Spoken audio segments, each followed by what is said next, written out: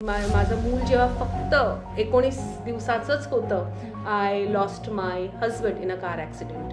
मग त्यानंतर मुलाला वडील हवे म्हणून मी दुसरं लग्न केलं. पण अनफॉर्च्युनेटली ते लग्न एका अब्युझिव्ह लग्न झालं, जेणेकरून 11 वर्ष मला ते कोर्टाचा संघर्ष करावा लागला. डिवोर्सच्या दिवशी 10 सेकंदच लागले डिवोर्स व्हायला. पण त्यावेळेला ना ती 11 वर्षाची अशी जर्नी डोळ्यासमोर आली. माणूस इतका निर्दय कसा असू शकतो की आपल्याच मुलाला घरातून काढायला. How can someone be so cruel. पैसे आम्हाला अजून हवे होते. अशा वेळेला आई धावून आले. म्हणजे जेव्हा इतर लोक नाही आले किंवा बँक्स उभे नाही राहिले, पण मग आई म्हणाली की नाही अंजुषा, मी तरी ठेवून काय करू. आपल्या आयुष्यात जेव्हा काहीतरी वाईट घडत असतं तेव्हा आपल्याला देव जास्त जवळचा वाटतो. मला वाटतं की त्याच दृष्टीने विघ्नहर्ता गणेश आयुष्यात आला आणि ती एक पॉझिटिव्हिटी मिळाली. आणि डेफिनेटली म्हणजे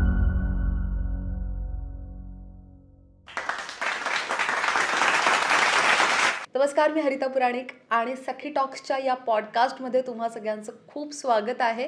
आपण यामध्ये अशा महिलांशी गप्पा मारत असतो ज्यांनी त्यांच्या आयुष्यातल्या चांगल्या वाईट अनुभवांमधून वाट काढून यश मिळवलेलं आहे आणि त्यांच्या कामात काहीतरी वेगळी ओळख निर्माण केलेली आहे. तर आजच्या आपल्या ज्या गेस्ट आहेत त्या सुद्धा अशाच आहेत.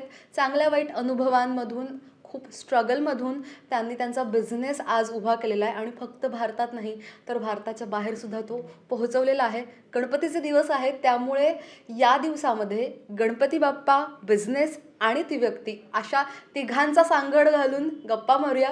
आपल्याबरोबर आहेत अंजुषा चौगुले. तुमचं खूप स्वागत आहे सखी टॉक्समध्ये. नमस्कार Harita, thank you for inviting me on the show. आणि मीही बघतेच आहे की हा संवाद आपला बरंच काही सांगून जाईल. निश्चितच. जसं मी म्हणाले की गणपती बाप्पा, तुमचा बिझनेस आणि तुमची प्रगती आणि त्याच्या वाटेत आलेले अडथळे, या सगळ्यावरती हा गप्पा होणार आहेत. सुरुवात आपण गणपती बाप्पापासून करूया की विघ्नहर्ता गणेशा नेमकी कॉन्सेप्ट काय आणि तुम्ही ती कशी सुरू केली. विघ्नहर्ता गणेशा हा 2 गोष्टीतून उभा राहिलेला आहे. एक म्हणजे आपलं डीप रूटेड ट्रेडिशन, आणि गणपती म्हटला का महाराष्ट्र, आणि महाराष्ट्र म्हटले तर आपली माती, आणि त्या मातीतून घडलेला हा आपला गणपती. पण असं काही होत होतं गेले काही वर्ष की मातीचे गणपती हे कुठेतरी विसरून आपण पीओपीच्या गणपतींना हात घातला होता. आणि त्याच्या मागे एक एन्व्हायरोमेंटल कुठेतरी आपण बघत होतो की त्याला हार्म होत होतं, किंवा समुद्राचं पाणी दूषित होत होतं, किंवा एन्व्हायरोमेंटली खूपच आज आपण बघतो आहोत. तर ह्या 2 गोष्टी होत्या ज्याच्यावर मला प्रामुख्याने काम करायचं होतं.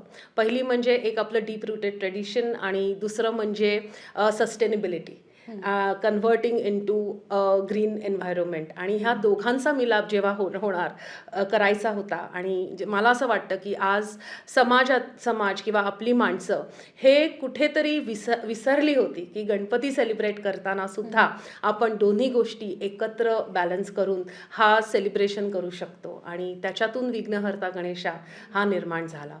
आणि हा निर्माण करत असताना अशा काही गोष्टी प्रामुख्याने माझ्या समोर आल्या की हा 100 वर्षाहून अधिक जुना व्यवसाय आहे, जिथे आपले पेंटचे कारिगार सर्वस्व घालतात. नुसते कारिगार नाही तर त्यांच्या बायका, त्यांची मुलं, आणि एक कौटुंबिक आपण बघतो की ती सर्वजण मिळून त्या गणपतीचा व्यवसाय करतात. आणि एक घर नाही तर पेणमधले आणि त्याच्या आजूबाजूच्या शहरातली गावं एकत्र मिळून ह्या बिझनेस करतात. पण कोणीही आजपर्यंत ह्या व्यवसायाला कुठेही एक स्ट्रक्चर द्यावं, किंवा एक प्रोफेशनल ग्रोथ द्यावी, किंवा एक कॉर्पोरेट वळण आणावं ह्याचा विचार केला नाही. आणि तो विचार जेव्हा मी ह्या क्षेत्रात उडी घातली तेव्हा मी हेच ठरवलं की जेव्हा आपण करतो आहोत गणपती तर ते काय वेगळं असावं. तर ह्या 2 ज्या गोष्टी आहेत, सस्टेनेबिलिटी आणि इको फ्रेंडलीनेस, त्याच्या पलीकडे जाऊन आपण काय करू शकतो, आणि ह्याच्यावर मी एक पाऊल दरवर्षी टाकत गेले. आणि आम्ही आमच्या परीने असा एक प्रोजेक्ट क्रिएट केला आहे, जिथे जर तुम्ही बघितलं तर आम्ही ऑनलाईन गणपतीला आणलं आहे. आणि जर तुम्ही आमची वेबसाईट पाहिलीत तर वेबसाईट एकदम सीमलेस आहे, कस्टमर फ्रेंडली आहे. आणि जसं तुम्ही अमेझॉनवर किंवा कुठच्याही दुसऱ्या ई कॉमर्सवर जसं शॉपिंग करता तसं तुम्ही गणपतीला आमच्याकडनं बुकिंग करू शकता. नुसतीच मूर्ती विकली जात नाही आमच्याकडे, तर विघ्नहर्ता गणेशाकडनं तुम्हाला कम्प्लीट वन स्टॉप सोल्युशन मिळतं. आणि हा प्रयोग खूपच यशस्वी झाला, कारण मूर्तीबरोबर तुम्हाला होम डिलिव्हरी दिली जाते, तुम्हाला पूजा सामग्री दिली जाते, तुम्हाला पूजा कशी करावी, आरत्या कशा म्हणाव्या, मंत्रपुष्पांजली, अथर्वशीर्ष, हे सगळंच आम्ही आमच्याकडनं तुम्हाला द्यायचा प्रयत्न करतो. आणि हा प्रयोग इतका यशस्वी झाला की जेणेकरून सिनियर सिटीजन्स आहेत किंवा जे आपल्या मुंबईमध्ये येणारी नवीन लोक आहेत, ज्यांना गणपती करायची इच्छा असते पण तो कसा करावा हे माहीत नसतं, आणि त्याच्यामुळे इट वॉज अ सक्सेस. आणि हा मला भारतापुरतंच ठेवायचं नव्हतं, तर भारताच्या बाहेर सुद्धा बऱ्याच देशांमध्ये मला हा प्रयोग करायचा होता. आणि आम्ही आमची पहिली सुरुवात लंडनपासून केली आणि आम्ही ऑकलंडपर्यंतही आज पोचलेलो आहोत.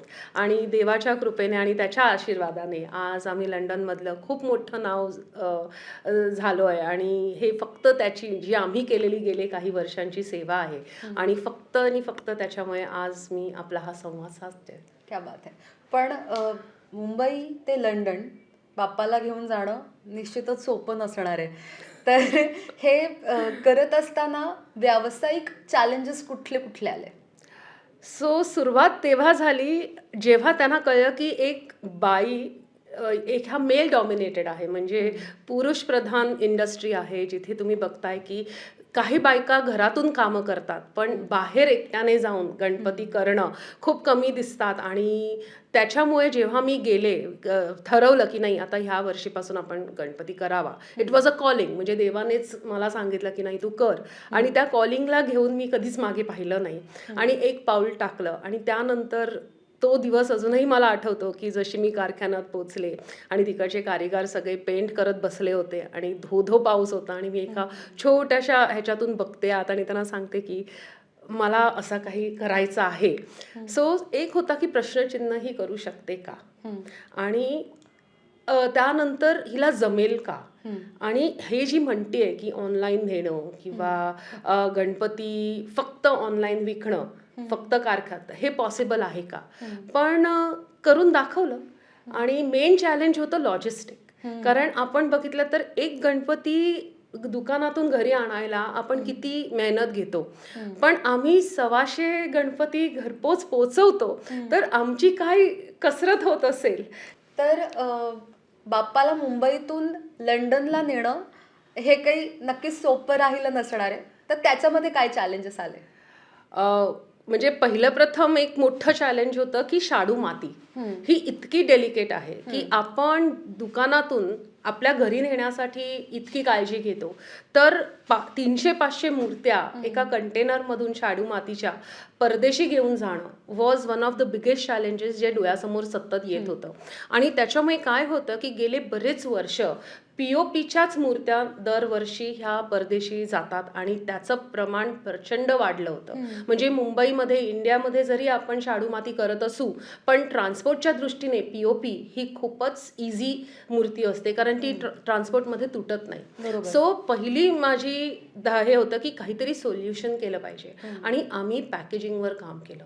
आणि म्हणजे देवाच्या कृपेने आम्हाला असे काही पार्टनर्स मिळाले की ज्याने आमच्याबरोबर कोलॅबरेशन करून आम्ही एक पॅकेजिंग सोल्युशन क्रिएट केलं. आणि त्याच्यातून आज एक शाडू मातीची मूर्ती 20 फूट कंटेनर, 40 फूट कंटेनरवरनं दुसऱ्या देशात नेली जाते. बरं, आता ती नुसती नेली जाणं आपण म्हणतो ते तेवढं सोपं नाही आहे. तर त्याच्यासाठी मी स्वतः एक्सपोर्टर झाले. आणि जेव्हा मी एक्सपोर्टर झाले त्यावेळेला मी लंडनमध्ये होते. आणि लंडनमधनं मी जेव्हा बघितलं की ईलिंग रोड एक लंडनमधला सुप्रसिद्ध रोड आहे, जिथे सगळे इंडियन शॉप्स आहेत आणि इंडियन कम्युनिटी फक्त तिकडे येऊन शॉपिंग करते. हे 40 वर्ष जुनं मार्केट आहे. आणि जे लोक 40-50 वर्षापूर्वी इंग्लंडमध्ये स्थायिक झाली होती त्यांनी त्यांची तिथे दुकानं उभारली आहेत.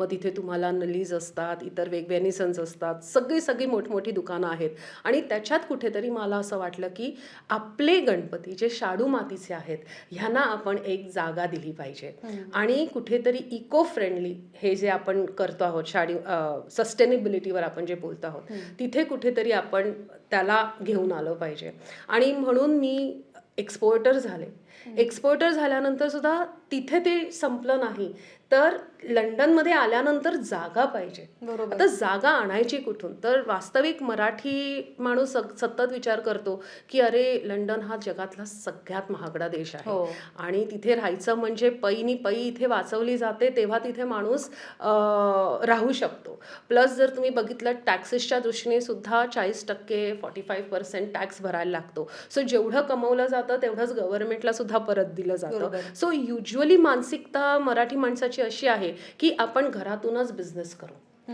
आणि घरातून बिझनेस आता बरेचसे माझ्या आधीही 2-4 लोक होते जे गणपती बिझनेस तिथे करत होते पण ते घरातून करत होते त्याच्यामुळे त्यांचा रीच हा खूप नव्हता आणि एक कॉम्पिटिशन जेव्हा तुम्ही कमर्शियल जाता तेव्हा ॲक्च्युली तुम्हाला कॉम्पिटिशनला उतरायला लागतं आणि ती कॉम्पिटिशनमध्ये उतरायची ताकद ही मी दाखवली.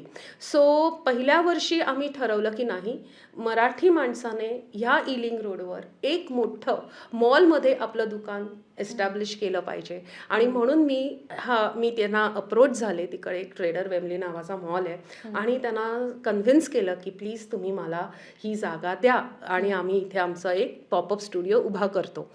त्यावेळेला तेही डाऊटफुल होते कारण इलिंग रोडवर आज POPच्या नाही म्हटलं तरी 5,000 ते 6,000 मूर्त्या विकायला आहेत विच असं आकडा बघायला गेलं तर खूप मोठा आकडा आहे आणि तरी सुद्धा ते मला हसले माझ्यावर की अगं अंजुषा पण तू म्हणजे 40-20 म्हणजे पहिलं कंटेनर जो आमचा आला गेल्या वर्षी हा अगदी 20 दिवस आधी आला गणपतीच्या आधी आणि त्यानंतर 150 आम्ही सुरुवात फक्त 150 मूर्त्याने केली. ते 150 मूर्त्या संपतील की नाही हा मोठा प्रश्न. लोक मला सांगायला आले की मॅडम तुम्ही एवढा मोठा घाट घातलायत इथपर्यंत गणपती आणलेत पण तुम्हाला माहिती आहे का तुम्ही कोणाशी कॉम्पिट करताय. हे ऍक्च्युली 40 वर्षाचे माफिया इथे बसलेले आहेत ज्यांना कोणी हलवलं नाही ज्यांना कोणी हरवू शकलं नाही आणि इथे तुम्ही तुमचे गणपती म्हणजे हाऊ इट इज पॉसिबल. तेव्हा मी एकच उत्तर दिलं एक म्हणजे माझ्यातली डिटर्मिनेशन माझ्यातला जो कस्टमरशी कनेक्ट करायची जी श्रद्धेची भावना आहे देवावरची आणि त्याचा विश्वास म्हटलं ह्या 3 गोष्टी आमच्या अटूट आहेत आणि आम्ही जे इथे डेडिकेशनने करणार आहोत आम्ही डेफिनेटली इथपर्यंत कस्टमर घेऊन येऊ आणि तसंच झालं. जसं आम्ही सेटअप उभा केला गेल्या वर्षी लोक येत गेली त्यांना मूर्त्या आवडत गेल्या आणि 20 दिवस व्हायच्या आतच आम्ही सोल्ड आउट झालो. बरं ती जी उडी मारली त्यानंतर ह्या वर्षी आम्ही डबल मूर्त्या घेऊन गेलो आणि it was like the entire container आणि नाही म्हणता इतकं लोकांनी प्रेम दिलं इतकं लोकांनी डोक्यावर धरलं की आता बाजूच्या लोकांना त्याचं टेन्शन आलं की अरे वी गॉट अ कॉम्पिटिटर. म्हणजे 2 वर्षातच आम्ही तिकडचे कॉम्पिटिटर झालो आणि पहिलं कमर्शियल मी मुलगी आहे जिने कमर्शियली गणपतीसाठी एक पॉपअप स्टोअर एका मॉलमध्ये उभा केला आहे आणि हे मलाही खूप कौतुकाचं वाटतं कारण हे करण्यासाठी जे कॉन्फिडन्स लागतं किंवा जे माइंडसेट लागतं I definitely have worked on it. Financially बघायला गेलं तर जेव्हा तुम्ही एका बिझनेसमध्ये उतरता त्यावेळेला तुम्हाला एक क्रेडिबिलिटी येते दरवर्षी काम करून आणि गेल्या वर्षी मला माझ्या कारीगराने खूप मदत केली. ते म्हणाले मॅडम तुम्ही इंटरनॅशनली जात आहात तर आम्हाला आत्ता पेमेंट देऊ नका तुम्ही मूर्त्या घेऊन जा. तुम्ही तिथे बघा कसा रिस्पॉन्स येतोय आम्हाला तुम्ही 6 महिन्याने पैसे दिलेत तरी चालतील पण आत्ता तुमची ही जी धडपड आणि तुम्ही जे करता आहात ते इतकं म्हणजे इन्स्पायरिंग आहे आणि त्याला आम्हाला कुठेही असं स्टॉप करायचं नाहीये. सो कारीगराने लिटरली 6 महिन्यानंतर पैसे देण्याचं सांगितलं. जिथे ज्यांच्याबरोबर मी पॅकेजिंग केलं आम्ही जिथे केलं त्याने म्हटलं की ठीक आहे मॅम तुम्ही फक्त आमचं पेमेंट क्लिअर करा तेवढंसं पण आम्ही तुम्हाला मी लंडनमध्ये होते पहिल्या वर्षी पण आम्ही तुमचं कंटेनरपर्यंत माल सगळा पोचवतो आणि अशी ही सुरुवात होती आणि बट गॉड्स ग्रेस आम्ही सोल्ड आउट झाल्यामुळे मला 6 महिने थांबायची गरज लागली नाही आणि त्या कारीगरांच्या आशीर्वादामुळे मी प्रत्येकाला त्यांचं पेमेंट खूप वेळेत देऊ शकले. आणि आता जेव्हा आम्ही एक्सपॅन्ड केलं त्यावेळेला नक्कीच पैसे आम्हाला अजून हवे होते, पण it was a struggle definitely. अशा वेळेला आई धावून आले. म्हणजे जेव्हा इतर लोक नाही आले किंवा बँक्स उभे नाही राहिले, कारण कोणाला, आणि मला काहीतरी गॅरंटी ठेवायची म्हणजे भीती वाटत होती, कारण चाललं नाही चाललं, बरोबर. It was a risk. पण मग आई म्हणाली की नाही अंजुषा, मी तरी ठेवून काय करू. आणि then she came forward and she helped me. आणि त्याच्यामुळे आज आम्ही जगभर आहोत, कारण भांडवलाशिवाय तुम्ही बिझनेस करू शकत नाही. खरं. आणि माझी एकच सांगणं आहे की जर तुमची मुलगी काहीतरी करायचा प्रयत्न करते तर तिला पाठीशी उभे राहा आणि थोडासा विश्वास ठेवून तिच्यावर तुम्ही तुमचं गॅम्बल खेळा. की तुम्हाला आयुष्याचं गॅम्बल तुमची जर मुलगी खेळत असेल तर तिच्यावर ती कॉन्फिडन्स दाखवा की ही काहीतरी करेल, बिकॉज त्या कॉन्फिडन्स, त्या बळावर ती जग पालथं घालायची तिच्या ताकद असते आणि ती ते करून दाखवते.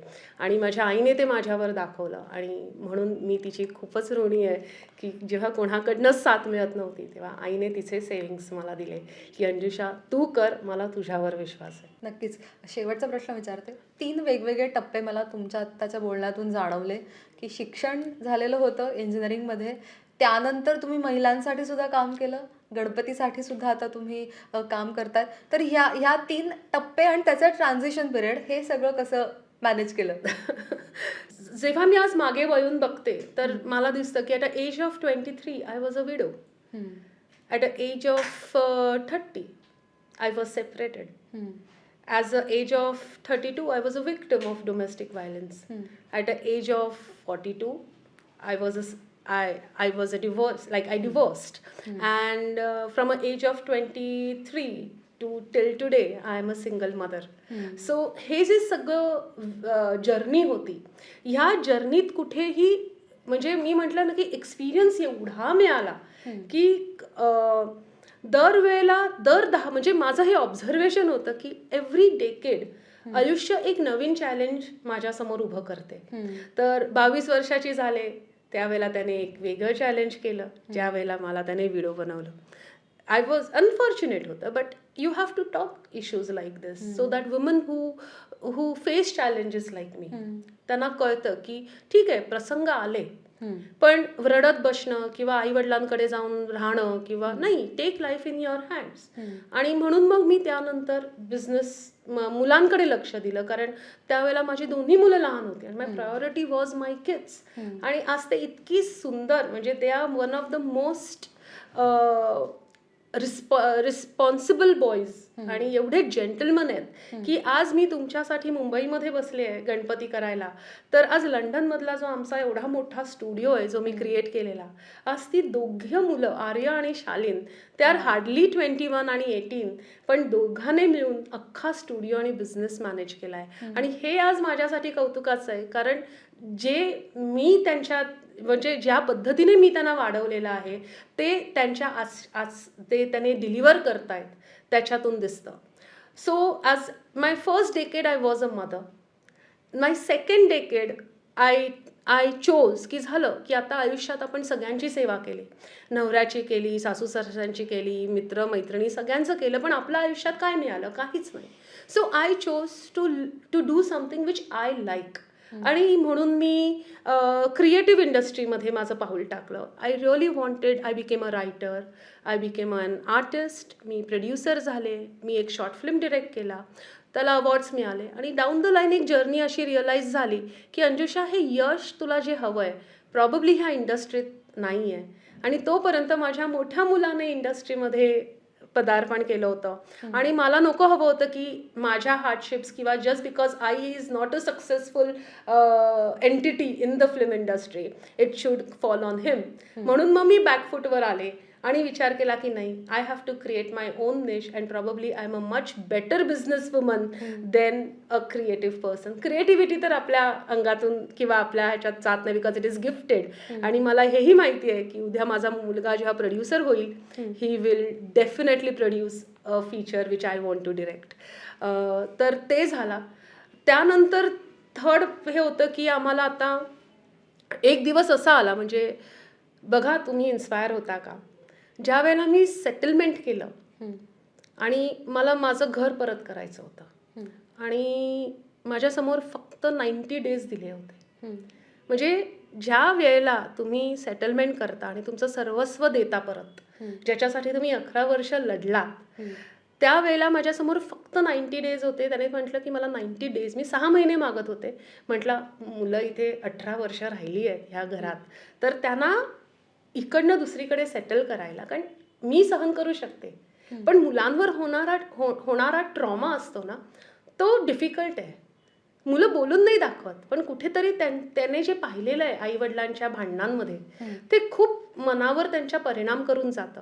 म्हणून मला हवं होतं की मी माझ्या मुलांना ह्याच्यापासून थोडंसं अलगदपणे हळूहळू करून बाहेर काढीन, पण त्याने ती संधी नाही दिली आम्हाला. आणि आमच्या समोर फक्त 90 डेज सांगितले की 90 डेजमध्ये मला घर परत पाहिजे. आता मी पण जिद्दी ना, की घर परत करायचं तर मग भारतात नाही राहायचं. Then I have to create a bigger platform for me. आणि मग डिसाईड केलं की नाही, आपण दोन्ही मुलांना घेऊन आणि आपण लंडनला उडी मारायची. सेटलमेंट केली, 10 दिवसात तिकीट काढलं, लंडनमध्ये गेले, रिअल इस्टेट पाहिली, मिळत नव्हती रेंटवर घरं, परत आले. 90 डेजचा हा पल्ल्यामध्ये लिटरली एका देशातून दुसऱ्या देशात शिफ्ट व्हायचं, घर पूर्ण नवीन बसवायचं, मुलांना तिथे सेटल करायचं, त्यांच्या ॲडमिशन्स घ्यायच्या आणि एक नवीन पूर्ण आयुष्य सुरू करायचं. आणि मला समोर ते इतकं होतं की हे मी करू कसं. आणि मग ते एक पाऊल उचललं, लंडनला गेले, घरं सुरू केली बघायला, जमलं नाही 10 दिवसात, परत रिटर्न आले. मुलांची शिक्षण, कॉलेज सुरू होणार होतं, सप्टेंबरचा पहिला आठवडा असतो त्यावेळेला युरोपमध्ये नवीन वर्ष सुरू होतं, अकॅडमिक इयर. सो मुलांना पाठवलं तिकडे, कोणाची तरी मदत घेतली 15 दिवसासाठी की तुम्ही आमच्या मुलांना प्लीज इथे ठेवा, मी येतेच आहे. आणि मुलं जेव्हा तिकडे गेली, मोठ्या मुलाला सांगितलं, अरे जेव्हा शालीन जाईल ना शाळेत, त्यावेळेला मी इथे नाव नोंदवून आले, तर तू जाऊन ना त्यांना फक्त सांग की घरं आहेत का अवेलेबल रेंटवर. आता लंडन एवढा महाग आहे आणि तिथे नियम आहे की तुम्ही 3 माणसं तर 3 बेडरूम मिनिमम लागणार. सो आम्हाला माहिती होतं की साधारण मी 2.5 लाखाचं बजेट ठेवलं होतं की बाबा एवढे तरी रेंट तुम्हाला भरायला लागणार मिनिमम, कुठेच जात नाही. पण परिस्थिती अशी होते ना की सप्टेंबरमध्ये मार्केट इतकं हाय होऊन जातं की तुम्ही एक विचार करता की बाबा मला 1.5 लाखात 2.5 लाखात रेंटला जागा मिळेल महिना, तसंही नाही, 2 लाखाच्या वर सगळं. So it was so much financial trauma, because job नाही, सेव्हिंग्सवर तुम्ही आहात आणि एवढं सगळं उभं करायचं. मग शेवटी मुलं गेली, त्याने घर बघितली आणि आमचे ते 15 दिवस आम्हाला ते दिले होते ते संपत येत होते. जे शेवटचे 5 दिवस राहिलेले आणि मी तिथे पोचले लंडनला. आणि म्हटलं की आर्य मला म्हणाला, आई एक घर बघितलंय, ते एवढंच अवेलेबल आहे, फक्त महाग आहे खूप, काय करूया. म्हटलं आर्य वी हॅव नो ऑप्शन. तिथे शिफ्ट नाही झालो ना तर माहीत नाही आपण कुठे जाऊ, because that's the only place available. मग शेवटी ती डील केली आणि उद्या मी शिफ्ट होणार, तर तेवढ्यात फोन आला, कारण तिथे एजंट्स असतात आणि ते प्रॉपर कमर्शियली म्हणजे प्रोफेशनल वेने तिकडे रेंटिंग होतं. म्हणाले मॅडम कॉन्ट्रॅक्ट नाही साईन झालं आहे अजून, so you won't be able to shift. आणि आम्ही ज्यांच्याकडे राहत होतो तर ते म्हणाले की बघा उद्या तुम्हाला काही करून जायला लागेल, कारण I cannot keep you more than this. नाहीतर तुम्ही हॉटेलमध्ये राहा, कुठेही राहा, मला माहीत नाही, उद्या तुमची टॅक्सी आली पाहिजे. लिटरली मी त्या एजंटला फोन केला, you seal it, you do it, but I have to have that house. गाडी टॅक्सी आली, सामान भरलं, मुलाला ऑलरेडी सकाळी शाळेत पाठवलेलं, घरी पोचलो, तिथेच खाली त्या लँडलेडी होत्या. त्यांना म्हटलं मॅम प्लीज इथेच कॉन्ट्रॅक्ट साईन करा, आम्हाला घरात पाहिजे, we are literally homeless today. घरात पाऊल टाकलं, घर हातात घेतलं, कॉन्ट्रॅक्ट साईन झालं, सगळं झालं. त्या एका आठवड्यात मी एवढी म्हणजे मी सगळे फॉर्मॅलिटीज पूर्ण केले, नावावर बिलं केली. तिथे काही रूल्स असतात, the moment you shift into a new house तुम्हाला सगळं तुमच्या नावावर करून घ्यायला लागतं, ते सगळं केलं. आणि 7 दिवसात मुलांसाठी घरामध्ये सगळं भरलं, खायला प्यायला, आणि मी इंडियाला परत आले, कारण माझी कोर्टाची तारीख होती.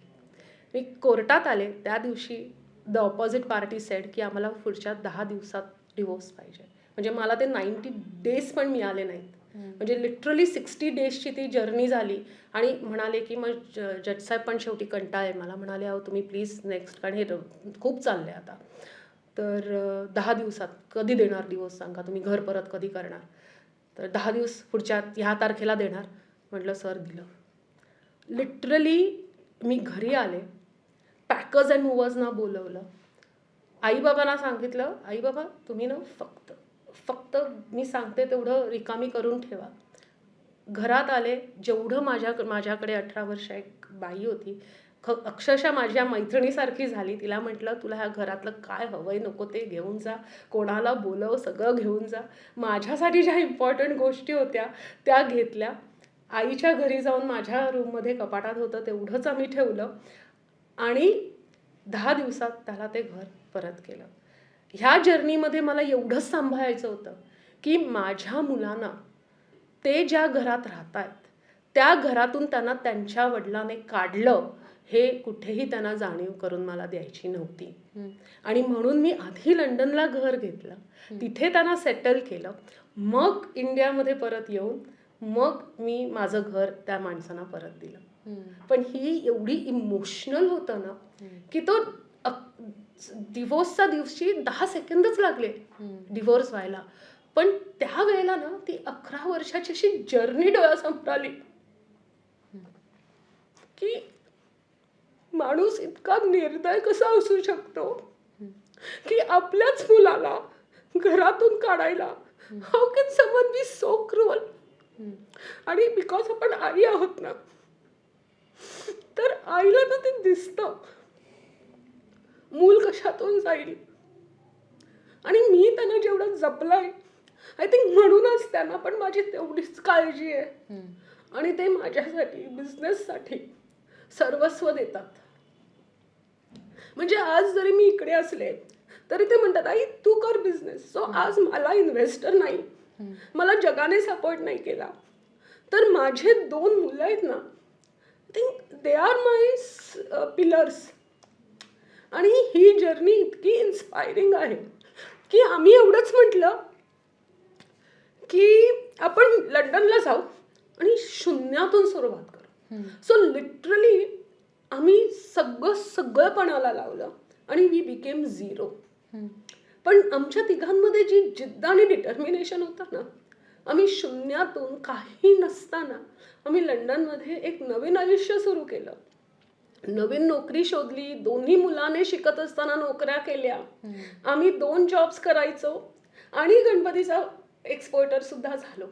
पण का तर म्हटलं ना की कोणी नाही केलं, कोणी आपल्या हातातून खेचून घेतलं आपलं असलेलं काम, आपण गिवअप नाही करणार, मी ते करून दाखवणार. आणि आय थिंक दॅट डिटर्मिनेशन जे माझ्यामध्ये होतं तेच आय थिंक माझ्या मुलांमध्ये आलंय. आणि कौतुक इतकं की इनिशियली खूप त्रास झाला की आपण आपलं किती म्हणतो पण ते आपलं नसतं, आपला संसार, आपलं घर, आपली माणसं. पण इतकं झाल्यानंतर ते क्षणात निघून जातं. तर इनिशियल स्टेजला ना मला त्या घराची खूप आठवण यायची. कारण तिकडे जरी आम्ही तिघंच राहायचो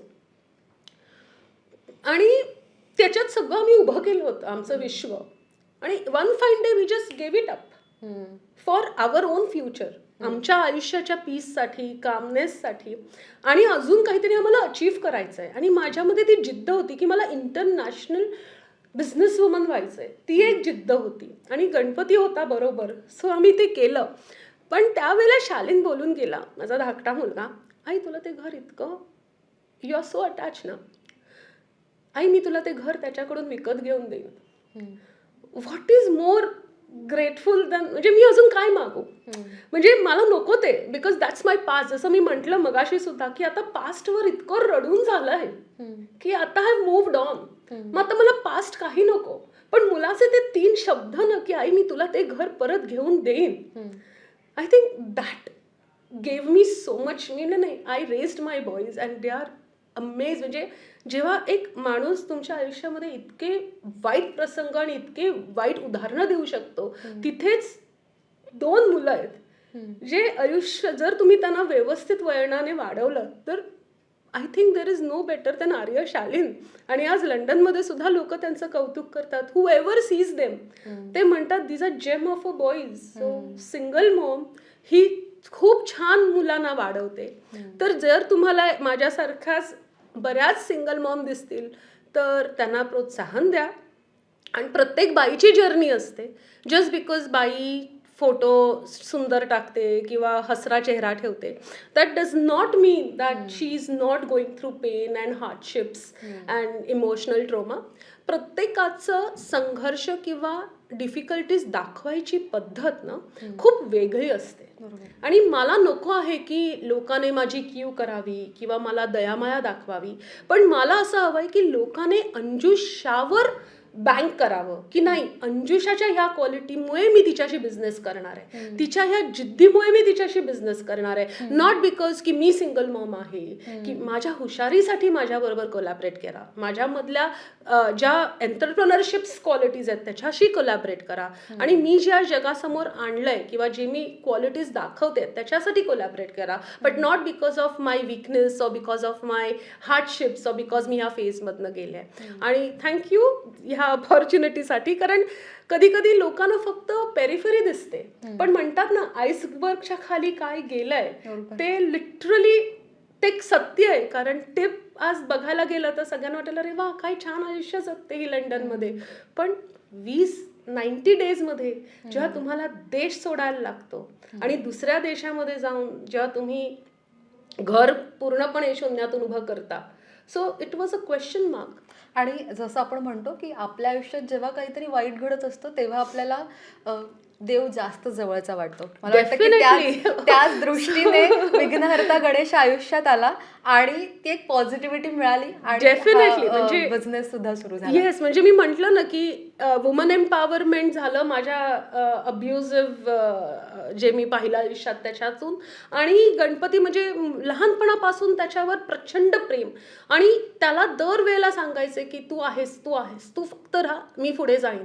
आणि त्याचा तो जो एक म्हणतात ना विश्वास जो त्याच्यावरचा होता, I think that made me to take him to the world, but with a more structured and progressive manner. आणि हेच आय थिंक अचीव्ह करायचं आहे की ह्या गणपतीच्या बिझनेसला आता आपण सगळ्यांनी मिळून एक नवीन आकार आणि उकार देऊ, त्याला एक कॉर्पोरेट स्ट्रक्चर आणू. आणि माझी मनापासूनची इच्छा आहे की आपले जे लोक आहेत, जे कारीगार म्हणा, जे त्यांना लॉजिस्टिक्स असतं म्हणजे गणपती गावापासून शहरापर्यंत पोहोचवायचे, मला असं वाटतं की कुठेतरी एका ऑर्गनायझेशन खाली अंडर हे यावेत. आपण त्यांना लाईफ इन्शुरन्स द्यावा किंवा त्यांच्या फॅमिलीची काळजी घ्यावी, त्यांना कुठेतरी एक प्रोफेशनल ट्रेनिंग द्यावी की मूर्ती करणं सोपं असतं, पण मूर्तीबरोबर जर त्यांना थोडंसं बिझनेस सेन्स त्यांच्यामध्ये निर्माण केला तर एक एथिकल वे एक बिझनेसचा आपण लोकांपर्यंत पोहोचवू शकतो. आणि ज्या बिझनेसला आजपर्यंत निग्लेक्ट केलं गेलं आहे त्या बिझनेसकडे आज व्यवस्थित लोकांनी बघितलं जाईल. मला अजून एक फक्त शेवटच्या आधी सांगायचं आहे की आज गणपती आपण बघतो तर रस्त्यावर पंडाळमध्ये सगळीकडे दिसतात. मला हा नेहमी प्रश्न पडतो की ज्या देवाला आपण घरात एवढं मोठं स्थान देऊन बसतो त्या देवाला why are we allowing him to be on the streets. म्हणजे आज बघितलं प्रत्येकाने बिझनेस करावा आणि प्रत्येकाचा हक्क आहे बिझनेस करायचा, पण देव म्हटले ना का त्यांची जागा ही देवासारखीच असली पाहिजे. बरोबर. तर जिथे आज आपण बघतोय की आज घेणारे कमी आहेत पण विकणारे जास्त आहेत, ही स्थिती का यावी? कारण हल्ली काही काळांमध्ये ना लोकांना गणपतीचा हा बाजार मांडलाय आणि जिथे देवाची भावना नसून भक्तीची भावना नसून ही आता बाजाराची भावना झालेली आहे की गणपतीच्या बिझनेसमधनं पैसे मिळतात. आणि म्हणून आज घेणारे कमी आहेत पण विकणारे जास्त आहेत. आणि ह्याच्यामुळे ह्याचा डिसएडव्हान्टेज असा झाला की लोकांना कदर नाही आहे त्या कलेची. कारण आमच्याबरोबर जे कारीगार आहेत ते 60-70 वर्ष आज काम करतायत आणि त्यांच्या हाताची त्यांना जी एक वळण आलेलं आहे, त्यांचे डोळे म्हणा, त्यांचे रंग म्हणा, त्यांचे हातात बनवण्याची पद्धत म्हणा, तर त्याला आज ना तुम्ही किती पण पैसे मोजले ते कमी आहे. खरंय पण इतका तो बाजार झाल्यामुळे त्याला जिथे किंमत यायला पाहिजे तीही येत नाहीये. आणि लिटरली पीओपीच्या किमतीमध्ये आज तुम्ही शाडू मातीचे गणपती कसे घेऊ शकता? म्हणजे न्याय आम्हालाही नाही त्या कारिगारांना आहे. बरोबर. आणि गंमत अशी होते की गणपती विकले जात नाहीत म्हणून मग माणूस काय म्हणतो, जाऊ दे ना, माझं भांडवल निघतंय ना. मी अक्षरशः म्हणजे जी 5-6 हजाराची आज मूर्ती असेल तर लोक म्हणतात 2,500-3 हजाराला दे. कसं चालेल? शाडू माती आहे, त्याच्यावर मेहनत लागते, त्याच्यावर 2-2 महिने लोक काम करतात, तेव्हा कुठे ती बनते. सो माझी एकच विनंती आहे की जेव्हा तुम्ही गणपती बुक करायला जाता तर प्लीज गणपतीची म्हणजे आपण म्हणतो त्याचे भाव कमी करू नका. प्रत्येक माणसाला त्याचा भाव म्हणजे गणपती खूप मेहनत असते आणि कलाकाराला योग्य दाम मिळाला पाहिजे त्याच्या कलेची. म्हणजे ती म्हणजे खरोखर म्हणजे सांगते की इतके 50 जर आपण एक आर्टिस्टला म्हणतो, जर फॉर एक्झाम्पल आपण जर आज अमिताभ बच्चनजीला म्हटलं की तुम्ही आमच्याकडे एकदम क्षुल्लक भावात काम करा तर त्यांच्या कलेचा तो अपमान होईल. तसंच आहे की जेव्हा 60-70 वर्ष म्हणजे आज ते आजोबा असतात पण तरी सुद्धा ते त्या कलेला हात लावतात आणि ते गणपती घडवतात तर त्यांच्या कलेला न्याय मिळू द्या. आणि म्हणून माझी एवढीच विनंती आहे की जेव्हा तुम्ही गणपती कुठचाही घ्यायला जाल मातीचा तर त्याचे भाव करू नका. तर ज्या भावाला गणपती आहे त्याच भावांमध्ये तुम्ही तो विकत घ्या. आणि जी मदत फक्त ती आम्हालाच होत नाही तर आमच्याकडून ते पैसे कारिगारांपर्यंत पोहोचतात आणि एक इकोसिस्टम निर्माण होते. आणि ही इकोसिस्टम जर आपण सांभाळली तरच आपण एका वेगळ्या पद्धतीने हा बिझनेस करू शकतो आणि त्याला एक प्रोफेशनल वळण आणू शकतो. निश्चितच तुमचा हा सगळा प्रवास ऐकताना मग ते तुमचं प्रोफेशनल लाईफ असो पर्सनल लाईफ असो, खरंच मला असं वाटतंय की ज्या जिद्दीनं तुम्ही सगळ्या गोष्टी केलेल्या आहेत ते ऐकून आज अनेकांना त्यांच्या आयुष्यात जर का असे काही प्रश्न असतील तर त्याची उत्तरं मिळायला मदत झालेली असणार आहे. आणि तुमच्या विघ्नहर्ता गणेशाबद्दल सुद्धा निश्चितच नेमकं हे आम्हाला सुंदर घडताना दिसतं, त्याच्या मागे काय काय घडत राहिलेलं आहे किंवा घडलेलं आहे याचाही प्रत्येकालाच अंदाज आलेला असणार आहे. सो आम्ही आमच्याकडून तुम्हाला शुभेच्छा देतो पुढच्या सगळ्या वाटचालीसाठी आणि विघ्नहर्ता गणेशासाठी सुद्धा. तुम्ही आज इथे आलात, आमच्याशी खरंच मोकळेपणाने गप्पा मारल्या, तुमच्या मनातलं सगळंच आमच्याबरोबर शेअर केलं, त्याबद्दल खूप खूप धन्यवाद. थँक्यू. तर पाहत रहा लोकमत सखी. धन्यवाद.